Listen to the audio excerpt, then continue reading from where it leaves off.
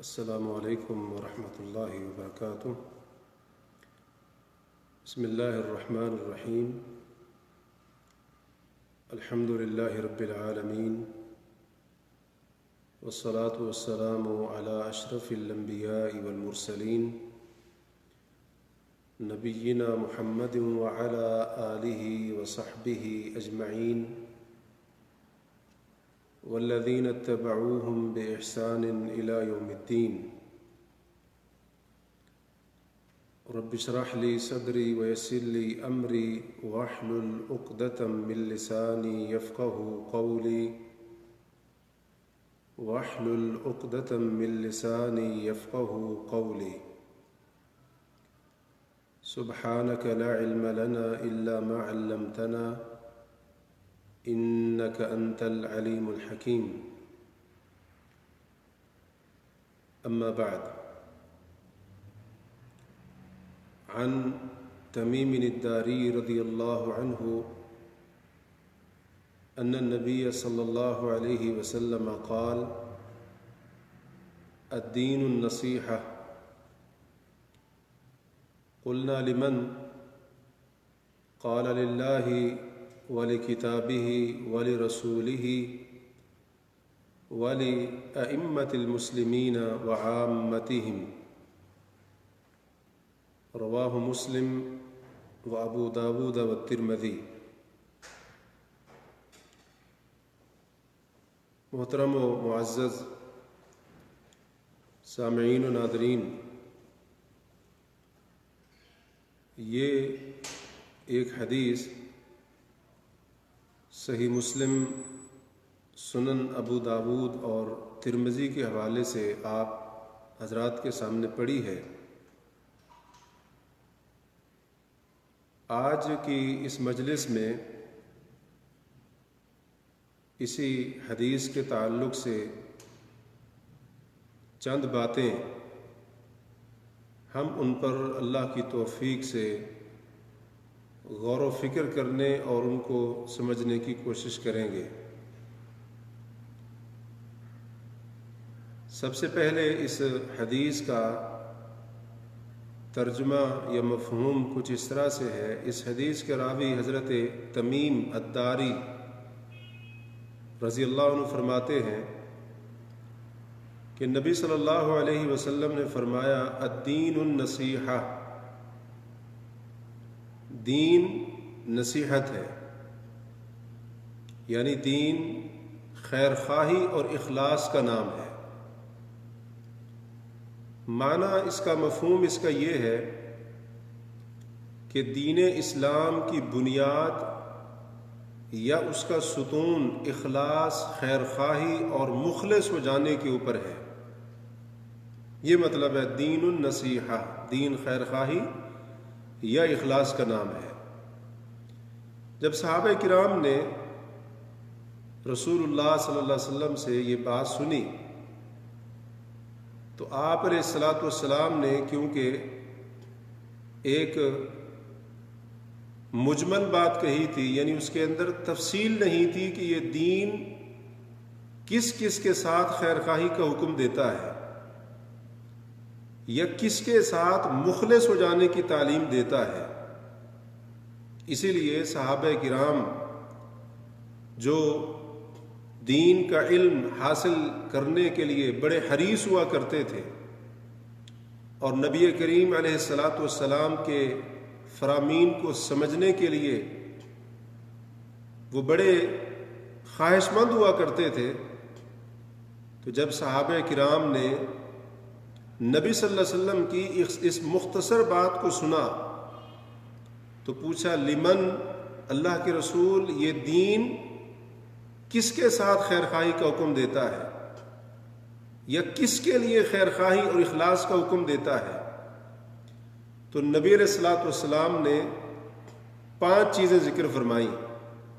فرمایا: للہ، دین خیر خواہی کا نام ہے اللہ کے لیے، دین اللہ کے ساتھ مخلص ہو جانے کا نام ہے۔ اور دوسری چیز ولی کتاب ہی، اللہ کی کتاب کے ساتھ بندہ خیر خواہی کرے، یعنی اللہ کی کتاب کے ساتھ بندہ مخلص ہو جائے، دین اس چیز کا نام ہے۔ اور تیسری چیز ولی رسول ہی، دین اللہ کے رسول کے ساتھ خیر خواہی کا نام ہے، کہ بندہ نبی کریم صلی اللہ علیہ وسلم کے ساتھ مخلص ہو، اللہ کے رسول کے بارے میں اس کے دل میں اخلاص ہونا چاہیے، دین اس چیز کی تعلیم دیتا ہے۔ اور چوتھی چیز ولی ائمۃ المسلمین، جو مسلمانوں کے امام ہیں، رہنما ہیں، سربراہ ہیں، ان کے ساتھ بھی دین خیر خواہی کی تعلیم دیتا ہے۔ اور پانچویں چیز وعامتہم، جو عام مسلمان ہیں، یعنی مسلمانوں کے جو سردار یا لیڈر جو ہیں، سربراہ ہیں، ان کے علاوہ جو عام مسلمان ہیں، ان کے ساتھ بھی دین خیر خواہی والا معاملہ کرنے کی تعلیم دیتا ہے، اور ان کے ساتھ مخلص ہو جانا یہ شریعت کی تعلیم ہے۔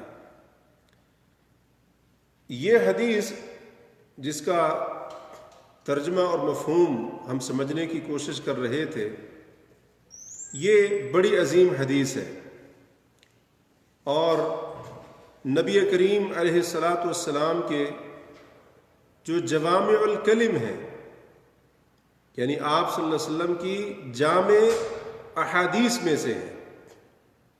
بات مختصر ہے، الفاظ تھوڑے سے ہیں، لیکن اللہ کے رسول صلی اللہ علیہ وسلم نے اس مختصر سی بات میں، مختصر الفاظ میں بہت سارے معانی کو جمع فرما دیا ہے۔ اسی لیے علماء کے نزدیک، محدثین کے نزدیک اس حدیث کا بڑا مقام ہے اور اس کی بڑی اہمیت ہے۔ اہل علم نے اس حدیث کو بڑی اہمیت دی ہے۔ بعض علماء کہتے ہیں کہ اس حدیث کے اوپر پورے دین اسلام کا مدار ہے، یعنی اس قدر یہ اہم حدیث ہے۔ اسی طرح سے بعض اہل علم نے اس حدیث کو ان احادیث میں شمار کیا ہے کہ جو دین کا چوتھائی حصہ ہے، یعنی 4 حدیثیں ہیں جن کے بارے میں کہا گیا کہ ان کے اندر پورا دین جمع کر دیا گیا ہے۔ ان 4 میں سے ایک حدیث یہ بھی ہے کہ جس کا ذکر ہم کر رہے ہیں، یعنی دین کا چوتھائی حصہ اس حدیث کے اندر نبی صلی اللہ علیہ وسلم نے بیان فرما دیا اس قول کے مطابق۔ اسی طرح سے بعض اہل علم فرماتے ہیں کہ اس حدیث کے اندر نبی کریم علیہ الصلاۃ والسلام نے دنیا اور آخرت کی تمام مصلحتوں کو جمع فرما دیا ہے۔ مختصر الفاظ میں جو چیز انسان کو دنیا میں فائدہ دینے والی ہے اور جو چیز بندے کو آخرت میں فائدہ دینے والی ہے، یہ ساری چیزیں، ساری باتیں نبی صلی اللہ علیہ وسلم نے اپنی اس مختصر حدیث کے اندر جمع فرما دی ہیں۔ اسی طرح سے بعض اہل علم کا یہ کہنا ہے کہ یہ حدیث، اس کے اندر مکمل دین آ گیا ہے۔ پورے دین کو نبی صلی اللہ علیہ وسلم نے، پوری شریعت کو نبی صلی اللہ علیہ وسلم نے سمیٹ کر اس مختصر سی حدیث کے اندر بیان کر دیا ہے۔ اس کے علاوہ بھی علماء کی اس حدیث کی اہمیت کے بارے میں بہت ساری باتیں ہیں۔ تو کہنے کا مقصد یہ ہے کہ یہ بڑی عظیم حدیث ہے، اور اس کو اہل علم نے، محدثین نے اس قدر اہمیت دی ہے اور اس کے بارے میں اتنا اہتمام کیا ہے، تو جس کا مطلب یہ ہے کہ اس کے اندر بڑی عظیم باتیں اور بڑے ہی اہم معانی کو نبی صلی اللہ علیہ وسلم نے جمع فرما دیا ہے۔ اب آئیے ان 5 چیزوں کے اوپر غور کرتے ہیں کہ جن 5 چیزوں کے بارے میں اس حدیث کے اندر کہا گیا ہے کہ ان کے ساتھ ہمیں خیر خواہی کرنی ہے، ان کے ساتھ ہمیں مخلص ہونا ہے۔ سب سے پہلی چیز تو یہ ہے، نبی صلی اللہ علیہ وسلم نے فرمایا للہ، دین خیر خواہی سکھاتا ہے۔ دین اسلام یہ تعلیم دیتا ہے کہ آپ مخلص ہو جائیں۔ کس کے ساتھ مخلص ہو جائیں؟ سب سے پہلے آپ اپنے رب کے ساتھ اللہ کے ساتھ مخلص ہو جائے۔ اللہ کے ساتھ مخلص ہونے کا کیا مطلب ہے؟ اللہ تعالی کے ساتھ مخلص ہونے کا سب سے بنیادی اور اہم مطلب یہ ہے کہ بندہ رب کی توحید کو اپنائے اور اس کے ساتھ شرک کرنے سے اجتناب کرے۔ جو انسان اللہ کی توحید کو اپنائے ہوئے ہو، رب صرف اللہ کو مانے، عبادت اور بندگی صرف اللہ کی کرے، خالص بندگی خالص عبادت اسی کی کرے، اور اسی طرح سے اللہ کو اس کے ناموں کے اندر، اس کی صفات کے اندر اکیلا مانے، اس کے ساتھ کسی کو شریک نہ بنائے، یہ شخص اپنے رب کے ساتھ مخلص ہے۔ اور اس کے برعکس جو انسان اللہ کی ربوبیت میں یا اس کی عبادت میں یا اس کے ناموں میں، اس کی صفتوں میں مخلوق میں سے کسی کو اس کا شریک بنائے، تو وہ شخص اپنے رب کے ساتھ خیر خواہی نہیں کر رہا، یعنی اپنے رب کے ساتھ وہ مخلص نہیں ہے۔ تو اللہ تعالیٰ کے ساتھ بندہ مخلص ہو جائے، سب سے پہلی یہ تعلیم دین کی، اللہ کی توحید کو اپنائے اور شرک سے برات کا اعلان کرے، شرک سے اجتناب کرے۔ یہ اللہ تعالیٰ کا سب سے بڑا حق ہے بندے کے اوپر، اور وہی مسلمان اللہ کے ساتھ مخلص ہے جو اللہ تعالیٰ کے اس سب سے بڑے حق کو ادا کرنے والا ہے۔ اللہ تعالیٰ کے ساتھ مخلص ہونے میں یہ چیز بھی آتی ہے کہ بندہ اپنے رب کے بارے میں اچھا گمان رکھے، بدگمانی سے بچے۔ اللہ تعالیٰ کے ساتھ مخلص ہونے میں یہ چیز بھی آتی ہے کہ بندے کو سب سے زیادہ محبت اپنے رب کے ساتھ ہونی چاہیے، اور بندہ اپنے رب سے ڈرے بھی اور اس کی ذات کے اوپر اسے امید بھی ہونی چاہیے۔ یہ بھی اللہ کے ساتھ مخلص ہونے میں آتا ہے۔ اسی طرح سے اس کے بھیجے ہوئے دین کی اتباع اور پیروی کرنا، اس کے بھیجے ہوئے رسول کی اتباع اور پیروی کرنا، اس کی نازل کردہ کتاب، اس کی اتباع اور پیروی کرنا، یہ بھی اللہ تعالیٰ کے ساتھ مخلص ہونے میں شامل ہے۔ اور اس کے ساتھ ساتھ اللہ نے جن کاموں کو، جن عبادتوں کو فرض کیا، ان کی پابندی کرنا، ان کو ادا کرنا، اور ان کے اندر کسی قسم کی کوتاہی نہ کرنا، یہ بھی اللہ کے ساتھ مخلص ہونے میں شامل ہے۔ اور جو اللہ کی حدود ہیں، اللہ نے جن چیزوں کو، جن کاموں کو حرام کیا ہے، اللہ کی حدود کی پاسداری کرنا، اللہ کی محرمات، اس کی حرام کردہ چیزیں، اس کے حرام کردہ کام وہ نہ کرنا، یہ اللہ کے ساتھ مخلص ہونے میں شامل ہے۔ تو یہ معنی ہے کہ انسان اللہ کے ساتھ مخلص ہو جائے۔ اسی طرح سے اس میں یہ بھی آتا ہے کہ انسان اللہ تعالیٰ کے دین کے ساتھ مخلص ہو، اس کی شریعت کے ساتھ مخلص ہو، اس کے دین کا دفاع کرنے والا ہو اور اس کے دین کا تحفظ کرنے والا ہو، یہ بھی اللہ کے ساتھ مخلص ہونے میں شامل ہے۔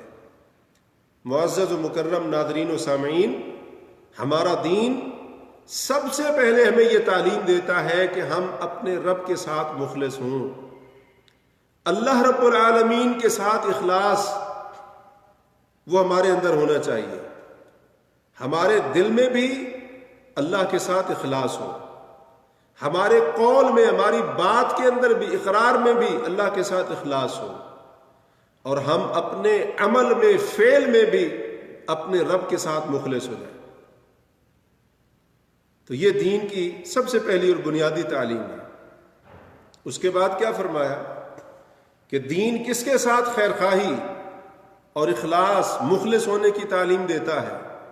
فرمایا وَلِكِتَابِهِ، دین یہ تعلیم دیتا ہے، دین یہ سکھاتا ہے کہ مسلمان اپنے رب کی کتاب کے ساتھ بھی مخلص ہو،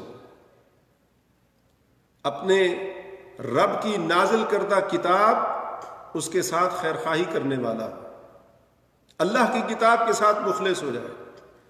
اللہ کی کتاب کے ساتھ مخلص ہونے کا کیا معنی ہے؟ اللہ کی کتاب کے ساتھ مخلص ہونے کا سب سے بنیادی اور اہم معنی یہ ہے کہ بندے کا اس بات پر ایمان ہو کہ یہ کتاب اللہ کی طرف سے نازل شدہ ہے،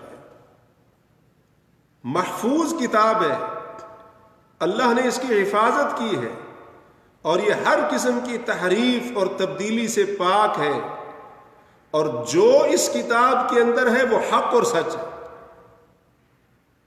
اس چیز کے اوپر بندے کا ایمان۔ اب جو شخص اس کا عقیدہ یہ ہو کہ قرآن تبدیل ہو چکا ہے، اللہ کی کتاب کے اندر تحریف ہو چکی ہے، اس کے الفاظ کو، اس کی آیات کو بدل دیا گیا ہے، جس کا عقیدہ یہ ہو وہ اللہ رب العالمین کی کتاب کے ساتھ مخلص نہیں ہے۔ اسی طرح جو قرآن کے اندر موجودہ باتوں یا احکام کو سچ نہ مانے، ان کو جھوٹ سمجھتا ہو، یا ان پر یقین رکھنے کی بجائے شک اور شبہ کے اندر مبتلا ہو، یہ مسلمان بھی اپنے رب کی کتاب کے ساتھ مخلص نہیں ہے۔ حالانکہ دین کیا سکھاتا ہے کہ مسلمان کلمہ پڑھنے والا اپنے رب کی کتاب کے ساتھ مخلص ہو۔ اللہ کی کتاب اور مسلمان کے درمیان اخلاص والا تعلق ہونا چاہیے، ایسا تعلق۔ اسی طرح اللہ کی کتاب کے ساتھ مخلص ہونے میں یہ چیز بھی آتی ہے کہ بندہ اللہ کی کتاب کو سیکھے اور اس کو سکھائے۔ تعلیم اور تعلم، اس کا علم حاصل کرنا اور پھر اس کا علم سکھانا، اس کی تعلیم دینا۔ حدیث بڑی معروف ہے، خیرکم من تعلم القرآن وعلمہ۔ جو شخص اس طرح اپنے رب کی کتاب کے ساتھ مخلص ہو جائے، نبی صلی اللہ علیہ وسلم نے اس کا مقام بیان فرمایا، خیرکم، تم میں سب سے بہتر وہ ہے، اور بعض روایتوں میں افضلکم، مسلمانوں تم میں سے سب سے افضل وہ ہے جو قرآن سیکھتا ہے اور سکھاتا ہے۔ تو یہ ہے اللہ کی کتاب کے ساتھ مخلص ہو جانا۔ اسی طرح اللہ کی کتاب کے ساتھ مخلص ہو جانے میں یہ چیز بھی آتی ہے کہ بندہ اس کے اوپر عمل کرے۔ اللہ کی کتاب کے ساتھ مخلص ہو جانے میں یہ چیز بھی شامل ہے کہ بندہ اس قرآن کی تعلیمات کو نشر و اشاعت کرے۔ اللہ کی کتاب کے ساتھ مخلص ہونے میں یہ بھی شامل ہے کہ بندہ اس قرآن کی لوگوں کو دعوت دے، اللہ کی کتاب کی طرف لوگوں کو بلائے، قرآن کی تبلیغ کرے لوگوں کو، چاہے وہ مسلمان ہو یا وہ مسلمان نہ ہو۔ یہ اللہ کی کتاب کے ساتھ مخلص ہونے میں آتا ہے۔ اور پھر اسی طرح سے قرآن مجید کے اوپر جو اعتراضات ہوتے ہیں، اور اسی طرح سے اس کے اوپر جو تنقید کی جاتی ہے، اس کے بارے میں جو شکوک و شبہات اٹھائے جاتے ہیں، اللہ کی کتاب کے ساتھ مخلص ہونے میں یہ بھی شامل ہے کہ ہر مسلمان اپنی حیثیت، وسعت، طاقت کے مطابق اللہ کی کتاب کا دفاع کرنے والا ہو، اس کا تحفظ کرنے والا ہو، اس کی حفاظت کرنے والا ہو، اور جو اس کے اوپر اعتراض کرتے ہیں ان کے اعتراضات کا جواب دینے والا ہو، اپنے علم کے دائرے میں رہتے ہوئے اور اپنی حیثیت اور وسعت کے مطابق۔ یہ ساری کی ساری باتیں اللہ کی کتاب کے ساتھ مخلص ہونے میں شامل ہیں۔ تو ہمیں سوچنا چاہیے، غور کرنا چاہیے، کیا آج ہم مسلمان، ہم ایمان اور اسلام کا دعویٰ کرنے والے اپنے رب کی نازل کردہ کتاب کے ساتھ مخلص ہیں؟ کیا ہمارا اللہ کی کتاب کے ساتھ تعلق اخلاص کے اوپر قائم ہے؟ کیا ہم اپنے رب کی کتاب کے ساتھ خیرخواہی کر رہے ہیں؟ اس بات کے اوپر غور کرنا چاہیے۔ تیسری چیز نبی علیہ الصلوۃ والسلام نے اس حدیث میں کیا بیان فرمائی؟ فرمایا وَلِرَسُولِهِ، کہ دین خیرخواہی کی تعلیم دیتا ہے، دین اخلاص سکھاتا ہے، دین یہ کہتا ہے مخلص ہو جاؤ۔ کس کے ساتھ؟ وَلِرَسُولِهِ، اللہ کے رسول صلی اللہ علیہ وسلم کے ساتھ۔ اللہ کے رسول صلی اللہ علیہ وسلم کے ساتھ مخلص ہو جانے کا کیا مطلب ہے؟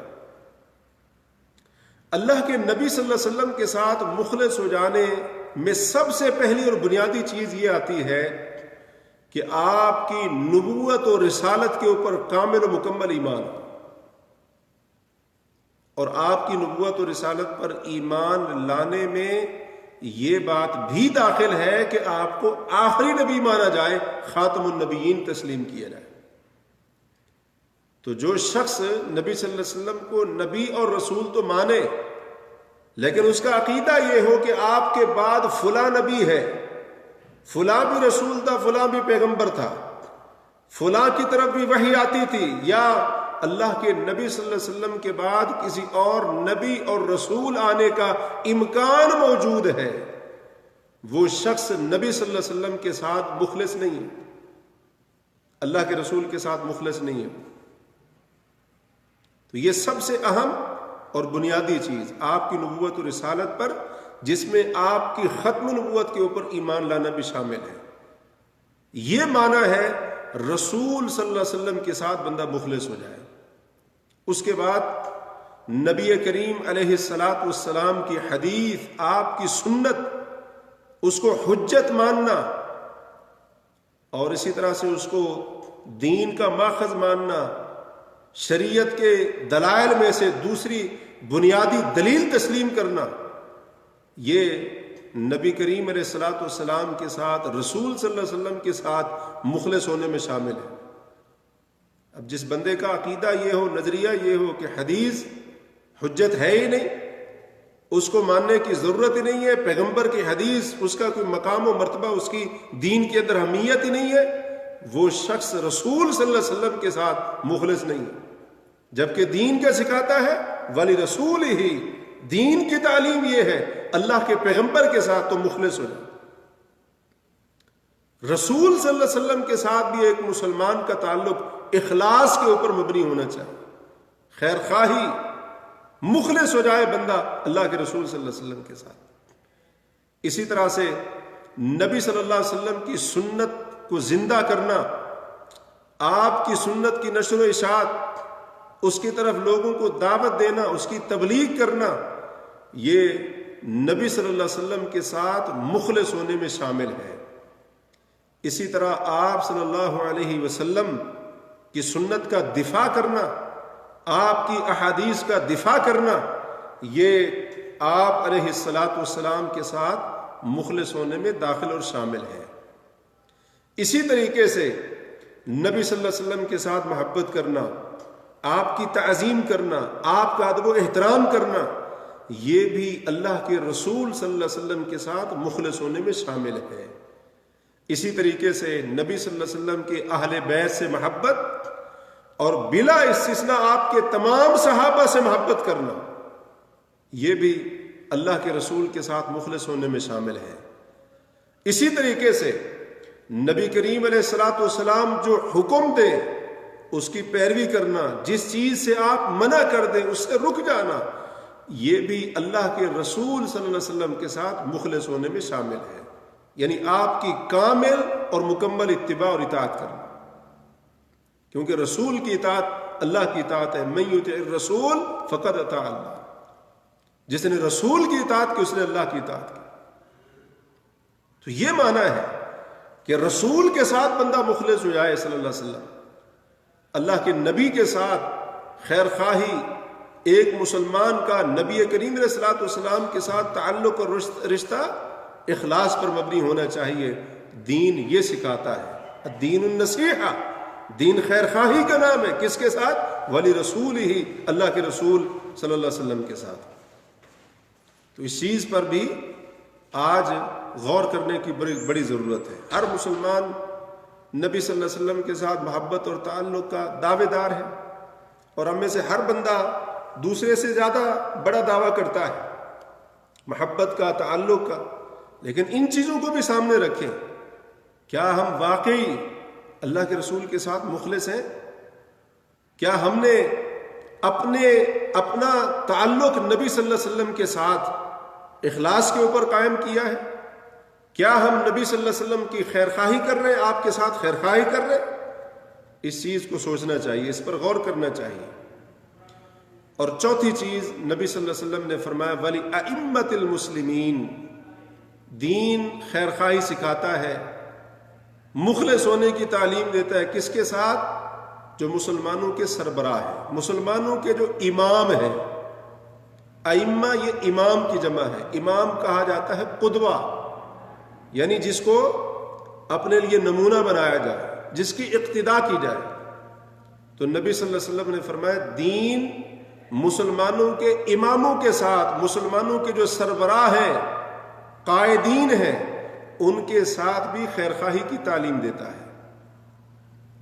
مسلمانوں کے سربراہ اور امام دو طرح کے ہیں۔ سب سے پہلے تو اس میں علماء آتے ہیں، اور یاد رکھیے علماء سے مراد علماء حق، علماء ربانیین ہیں۔ اور علماء حق، علماء ربانیین وہ ہوتے ہیں جو نبی صلی اللہ علیہ وسلم کے علم، عبادت، اخلاق اور دعوت میں آپ کے سچے اور حقیقی وارث ہوں، جو کتاب و سنت کی خالص تعلیمات کے اوپر عمل پیرا ہوں اور اسی کی طرف لوگوں کو بلاتے ہوں۔ خالص اللہ کی کتاب اور نبی کی سنت، اس کے اندر کوئی تبدیلی کمی بیشی کیے بغیر، یہ ہیں علماء حق، علماء ربانیین۔ تو یہ مسلمانوں کے امام ہیں، مسلمانوں کے سر کا تاج ہے، تو ان کے ساتھ مخلص ہو جانا ہے۔ اور ان کے ساتھ مخلص ہو جانے کا کیا مطلب ہے؟ ان کے ساتھ مخلص ہو جانے کا مطلب یہ ہے کہ بندہ علماء کی صحبت اختیار کرے، ان کی مجالس کے اندر بیٹھے، ان سے علم حاصل کرے، ان سے دین کو سمجھے، اور اسی طرح سے جو دین کے تعلق سے ان کی خدمات ہیں، جو ان کی علمی خدمات ہیں، وہ لوگوں کے اندر نشر کرے، لوگوں تک پہنچائے، ان کے علم کو منتقل کرے۔ اور اسی طرح سے علماء حق کا دفاع کرے، علماء ربانیین کا دفاع کرے۔ اگر کوئی ان کا مذاق اڑاتا ہے، ان پر اعتراض کرتا ہے، بے جا تنقید کرتا ہے، ان کے ادب و احترام کے اندر کمی کرتا ہے، ان کی بے ادبی اور گستاخی کرتا ہے، تو بندہ اپنی وسعت اور حیثیت کے مطابق ان کا دفاع کرے۔ یہ مسلمانوں کے امام علماء ربانیین کے ساتھ مخلص ہونے کا معنی ہے۔ اسی طرح سے ان کی بات کو ماننا، ان کی اطاعت کرنا، بشرطے کہ ان کی بات کتاب و سنت کے دائرے میں ہو۔ اللہ اور اس کے رسول کی اطاعت کا جو بھی حکم دیں گے، اہل علم کی، علماء ربانیین کی بات کو ماننا بندے کے لیے ضروری ہوگا۔ اور مسلمانوں کے امام، ان کی دوسری قسم کیا ہے؟ حکمران۔ مسلمانوں پر جو حکمران ہوتے ہیں، یہ بھی امام ہیں مسلمانوں کے۔ مسلمانوں کے جو پہلے امام علماء ربانیین ہیں، وہ شریعت کی وضاحت اور تشریح کرتے ہیں۔ اور مسلمانوں کے جو دوسرے امام ہیں، یعنی حکمران طبقہ، یہ اللہ کے دین اور اس کی شریعت کو اس کی زمین کے اوپر نافذ کرتے ہیں۔ تو ہر ایک کا اپنا اپنا کردار ہے۔ تو مسلمانوں کے جو حکمران ہیں اور اسی طرح سے ان کے قائدین ہیں، ان کے ساتھ بھی بندہ مخلص ہو جائے۔ اللہ تعالیٰ نے فرمایا قرآن کے اندر، یا ایھا الذین آمنوا اطیعوا اللہ واطیعوا الرسول واولی الامر منکم، اے ایمان والو اللہ کی اطاعت کرو، اللہ کے رسول کی اطاعت کرو، اور تم میں سے جو اولو الامر ہیں۔ اولو الامر، اس کی دونوں تفسیریں کی گئی ہیں۔ اس سے مراد علماء اور فقہاء بھی ہیں، اور اس سے مراد امراء اور حکام بھی ہیں، حکمران طبقہ بھی ہے۔ تو اللہ تعالیٰ نے قرآن کے اندر اطاعت کا حکم دیا ہے، لیکن شریعت کا اصول یاد رکھیے، لا طاعت لمخلوق فی معصیۃ اللہ۔ اللہ کے رسول کی حدیث ہے، اللہ کی جہاں پر نافرمانی ہو، وہاں پر کسی مخلوق کی اطاعت اور فرما برداری نہیں ہوتی۔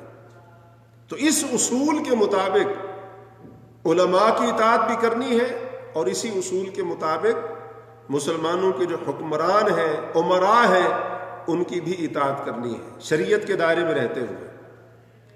مسلمانوں کے جو امام اور حکمران ہیں، ان کے ساتھ مخلص ہونے کا کیا مطلب ہے؟ ان کے ساتھ مخلص ہونے کا مطلب یہ ہے کہ بندہ ان کے ساتھ جو اس نے بیعت کی ہے، بندہ اس میں مخلص ہو، ان کے ساتھ وفاداری کرے، ان کے ساتھ دھوکے بازی نہ کرے، دغا بازی نہ کرے، اور بیعت کے اندر بندہ مخلص ہو۔ اسی طرح سے حق کے معاملے میں ان کا تعاون کرے، اچھائی کا ان کو حکم دے، برائی سے انہیں منع کرے، اسی طرح سے ان کو اچھا مشورہ دے، جس چیز کے اندر لوگوں کی بھلائی ہو، عامت الناس کا فائدہ ہو، اس چیز کی طرف ان کی رہنمائی کرے، اور مسلمانوں کے جائز مسائل ان کے سامنے پیش کرے۔ اسی طرح سے ان کے خلاف بغاوت نہ کرے، خروج نہ کرے، اور ان کی تکفیر نہ کرے کسی گناہ کی بنا پر۔ یہ مسلمانوں کے حکمرانوں کے ساتھ مخلص ہونے کا معنی ہے۔ تو علماء کے ساتھ بھی مسلمان مخلص ہو، اور جو حکمران طبقہ ہے اس کے ساتھ بھی بندہ مخلص ہو جائے۔ دین اسلام ہمیں اس چیز کی تعلیم دیتا ہے۔ اور پانچویں اور آخری چیز اس حدیث کے اندر جو بیان ہوئی ہے، نبی صلی اللہ علیہ وسلم نے فرمایا وَلِعَامَّتِهِمْ، دین خیر خواہی کی تعلیم دیتا ہے عام مسلمانوں کے ساتھ، یعنی مسلمانوں کے جو حکمران ہیں، قائدین ہیں، ان کے علاوہ جو عام مسلمان ہیں، باقی جو مسلمان ہیں، اسلام ان کے ساتھ بھی خیر خواہی کی تعلیم دیتا ہے، ان کے ساتھ بھی بندے کو مخلص ہو جانے کی تعلیم دیتا ہے۔ تو عام مسلمانوں کے ساتھ مخلص ہو جانے میں ان کا جائز کاموں پر تعاون کرنا یہ بھی شامل ہے، اور اسی طرح سے ان کی خیر خواہی کرنا یہ بھی شامل ہے، اچھا مشورہ دینا یہ بھی شامل ہے، جو اپنے لیے پسند کرتے ہیں وہی دوسروں کے لیے پسند کریں یہ بھی شامل ہے، ان کو نیکی کا حکم دینا، برائی سے منع کرنا یہ بھی شامل ہے، اور اس کے علاوہ ان کی اچھی چیز کی طرف رہنمائی کرنا، بھلائی ان تک پہنچانا، بھلائی کی دعوت دینا، یہ چیز بھی ان کے ساتھ خیر خواہی کے اندر شامل ہے۔ اسی طرح سے ان کی ضرورتوں کو پورا کرنا، ضرورت کے وقت ان کی مدد کرنا، یہ تمام کی تمام چیزیں یہ عام مسلمان جو ہے ان کے ساتھ بھلائی کے اندر اور اسی طرح سے ان کے ساتھ مخلص ہو جانے میں شامل ہے۔ تو خلاصہ کلام یہ ہوا، نبی صلی اللہ علیہ وسلم نے اس مختصر اور جامع حدیث کے اندر دین کی تمام باتوں کو بڑے اختصار کے ساتھ جامع انداز میں جمع فرما دیا۔ اس حدیث کا خلاصہ ہمیں یہ بات یہ سمجھ آئی خلاصے کے طور پر کہ دین اسلام ہمیں اپنے رب کے ساتھ، اللہ کی کتاب کے ساتھ، نبی کریم علیہ الصلوۃ والسلام کے ساتھ، مسلمانوں کے جو امام ہیں جس میں سب سے پہلے علماء اور پھر حکمران طبقہ شامل ہے، اور پانچویں نمبر پر تمام مسلمانوں کے ساتھ دین اسلام ہمیں خیر خواہی کا اور ان کے ساتھ مخلص ہو جانے کا حکم دیتا ہے۔ تو اس حدیث کو سامنے رکھ کر ہمیں اپنی عملی زندگی میں غور کرنا چاہیے کہ ہم اس چیز پر کتنے عمل پیرا ہیں۔ کیا ہم اپنے رب کے ساتھ مخلص ہیں؟ کیا ہم اپنے رب کی کتاب کے ساتھ مخلص ہیں؟ کیا ہم اپنے رسول صلی اللہ علیہ وسلم کے ساتھ مخلص ہیں؟ اور کیا ہم مسلمانوں کے اماموں کے ساتھ مخلص ہیں؟ اور کیا ہم اپنے مسلمان بھائیوں کے ساتھ بھی مخلص ہیں یا نہیں؟ تو اس حدیث کو سامنے رکھتے ہوئے ہمیں اس بات کے اوپر غور و فکر ضرور کرنا چاہیے، اور اگر ان تمام چیزوں میں یا ان میں سے کسی معاملے کے اندر ہمارے اخلاص اور خیر خواہی کے اندر اگر کمی ہے، ہمارے مخلص ہونے میں کہیں کوتاہی ہے، تو اس کو دور کرنا چاہیے اور اس کی اصلاح کرنی چاہیے، کیونکہ یہی چیز اللہ کے ساتھ، اللہ کی کتاب کے ساتھ، رسول صلی اللہ علیہ وسلم کے ساتھ، مسلمانوں کے اماموں اور عام مسلمانوں کے ساتھ مخلص ہو جانا، یہی چیز دین کی روح ہے، اور دین کا دار و مدار اسی کے اوپر ہے، جیسا کہ ہم نے اس حدیث کے شروع میں یہ بات سنی ہے اور سمجھنے کی کوشش کی ہے۔ اللہ تعالیٰ سے دعا ہے کہ اللہ تبارک و تعالی ہمیں ان باتوں کو سمجھنے کے بعد ان پر عمل کرنے کی توفیق عطا فرمائے۔ ہمارے اندر اس تعلق سے اگر کوئی کوتاہی اور کمی موجود ہے تو اللہ تعالی ہمیں اپنی اصلاح کرنے کی توفیق عطا فرمائے۔ اقول قولی ھذا واستغفر اللہ لی ولکم ولسائر المسلمین والمسلمات فاستغفروہ انہ هو الغفور الرحیم۔